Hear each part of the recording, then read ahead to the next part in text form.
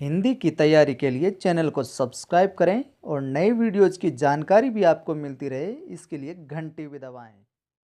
अशोक रावत कहीं लिखते हैं कि हम तो इतना जानते हैं, एक ही है तू, राम या रहमान तेरा नाम कुछ भी हो, और हम किसी इनाम की खातिर नहीं लिखते, हम किसी इनाम की खातिर नहीं लिखते, कीमती से कीमती इनाम कुछ भी हो। नमस्कार दोस्तों, स्वागत है आपका एक बार फिर से सरयू की जो हमारी टेस्ट सीरीज चल रही है उसके भाग 17 के अंदर। आज हम बात करेंगे जो पाजेब अध्याय है जैनेन्द्र कुमार कृत, वहाँ से। मैं हूँ आपका दोस्त आदि गणेश। वीडियो अच्छा लगे तो लाइक करें, शेयर करें, और चैनल पर नए हैं तो सब्सक्राइब करके घंटे के निशान को भी दबा लें, ताकि जब भी हम नया वीडियो डालें उसकी भी सूचना आपको मिलती रहे। चलिए शुरुआत करते हैं प्रश्नों की। जैनेन्द्र कुमार का जन्म कब और कहाँ हुआ था? अलीगढ़ उत्तर प्रदेश के कोडियागंज में 2 जनवरी 1905 को। अगर इनके आरंभिक नाम की बात करें, शुरुआत में जो नाम था इनका वो था आनंदीलाल। और इनका जैनेन्द्र नाम कैसे पड़ा? तो जब ये प्रारंभ में विद्या अध्ययन हेतु गए थे तो ऋषभ ब्रह्मचारी आश्रम हस्तिनापुर में इन्हें ये जैनेन्द्र नाम है जो मिला था। हिंदी के मनोवैज्ञानिक कथा साहित्य का जन्मदाता किसे कहा जाता है? तो जैनेन्द्र को हिंदी के अंदर मनोवैज्ञानिक कथा साहित्य का, मनोवैज्ञानिक लेखन का जन्मदाता कहा जाता है। और मुंशी प्रेमचंद ने जैनेन्द्र को भारत का गौर की कहकर महिमा मंडित किया था। या यूँ प्रश्न आ जाए कि प्रेमचंद ने भारत का गौर की किसे कहा है? तो जैनेन्द्र को। जैनेन्द्र की प्रथम उपन्यास कृति कब वह कौन सी प्रकाशित हुई थी? तो प्रथम जो उपन्यास कृति थी वो परख 1929 में।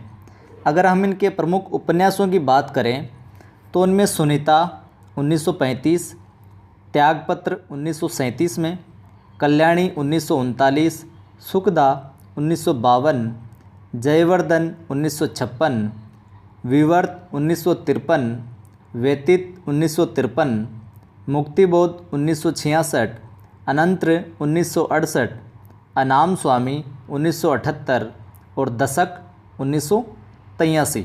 ये इनके प्रमुख उपन्यास हैं। वीडियो को अभी तक भी लाइक नहीं किया तो वीडियो को लाइक कर दें और सभी को शेयर कर दें। जैनेन्द्र की प्रथम कहानी कब वह किस पत्रिका में प्रकाशित हुई थी? तो खेल कहानी 1928 में विशाल भारत पत्रिका में।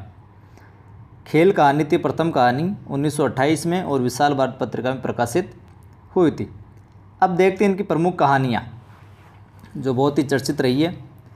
हत्या, अपना अपना भाग्य, बाहुबली, नीलम देश की राजकन्या 1930 में, पाजेब 1930, एक रात 1934, देश प्रेम, एक गौ, संधि, दो चिड़ियाँ, ये भी 1935 में, एक दिन, पत्नी, ध्रुव यात्रा, तत्सत, जानवी, ग्रामोफोन का रिकॉर्ड, विज्ञान और अविज्ञान, ये इनकी प्रमुख कहानियाँ हैं।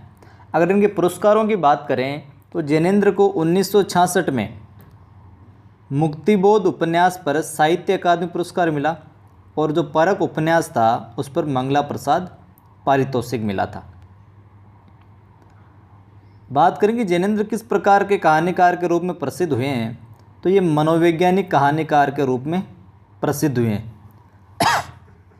11वां प्रश्न है कि आशुतोष बाबू ने कहा हम तो अभी लेंगे, इस पंक्ति में प्रकट होने वाला जो भाव है, यहाँ पर मिसटाइप हो गया, भाव है हट का, वो हट करने लगे कि हमें तो अभी चाहिए, अभी लेंगे हम तो। पाजेब की जो कहानी है वो किस पृष्ठभूमि पर लिखी गई है? बाल मनोविज्ञान पर। आशुतोष की बहन का क्या नाम था? मुन्नी। मुन्नी की पाजेब का गौरव उन्हें अपना भी मालूम होता था। किसे अपना गौरव मालूम होता था? मुन्नी के भाई आशुतोष को, उसे भी गौरव की अनुभूति होती थी। मुन्नी की बुआ ने मुन्नी के लिए पाजेब लाने को किस दिन के लिए बोला था? इतवार के दिन का बोला था। 16 नंबर देखिए, वहीं जैसी रुक्मिणी पहनती है वही जैसी शीला पहनती है। मुन्नी यहाँ रुक्मिणी और शीला के क्या पहनने की बात कह रही है? पाजेब की पहनने की बात यहाँ पर कर रही है वो। मुन्नी को बुआ के पाजेब देने पर आशुतोष ने बुआ से अपने लिए क्या मांगा? बाईसाइकिल, कि उसको पाजेब दिए तो मुझे बाईसाइकिल चाहिए, वो दिलाओ मुझे। जिद तो लड़कियां करती है और लड़कियां रोती है, उपयुक्त कथन किसका है? बुआ का।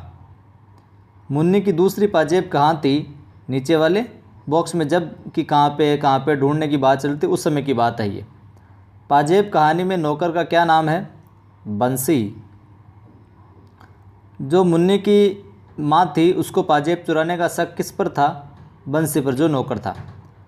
हाँ तो सारे वक्त वही धुन, उपयुक्त कथन में किस धुन की ओर संकेत किया गया? पतंग उड़ाने की जो धुन है उसी की ओर संकेत किया गया है। 23 नंबर है कि पाजेब कहानी के अनुसार अपराध वृत्ति को किससे जीता जा सकता है? प्रेम से। और अपराध के प्रति करुणा ही होनी चाहिए, रोष का अधिकार नहीं। ये विचार किसके मन में आए? लेखक के मन में। 25 नंबर प्रश्न देखें कि उसके चेहरे पर रंग आया और गया। मैं एक एक छाया ताड़ना चाहता था। यहाँ किसके चेहरे की ओर संकेत किया गया है? आशुतोष के। जब लेखक ने आशुतोष से कहा कि जाकर छुन्नू से पाजेब ले आओ, तो उसे क्या जवाब दिया उसने? छुन्नू के पास नहीं हुई तो कहाँ से देगा? 27 नंबर, यह कुलच्छनी औलाद जाने कब मिटेगी? उपयुक्त कथन में किसे कुलच्छनी औलाद कहा गया है? छुन्नू को। छुन्नू को उसकी माँ की पिटाई से किसने बचाया था? लेखक ने। 29 नंबर प्रश्न देखें। वीडियो लाइक नहीं किया तो लाइक कर दें। धमकाने से बच्चे बिगड़ जाते हैं और हाथ कुछ नहीं आता। उपरोक्त कथन किसका है? लेखक का। लेखक बोलते हैं कि धमकाने से बच्चे बिगड़ जाते हैं और हाथ में कुछ नहीं आता, आप कुछ नहीं कर सकते, उसे पुलिस में दे देना चाहिए, उच्चक्का कहीं का। यहाँ पर उच्चक्का किसे कहा गया है? पतंग वाले को। 31 नंबर देखें। क्यों हजरत, तुमको 5 ही आने तो मिले हैं ना? प्रस्तुत कथन में लेखक ने हजरत किसे कहा है? आशुतोष को। मोहल्ले की राजनीति का भार किस पर टिका होता है? मोहल्ले की स्त्रियों पर, व्यंग्य रूप में कहा गया है। वह नहीं बोला तो मैंने कसकर उसके 2 चांटे जड़ दिए। लेखक ने किसे 2 चांटे मारे थे? आशुतोष को। अगला और आखिरी प्रश्न है।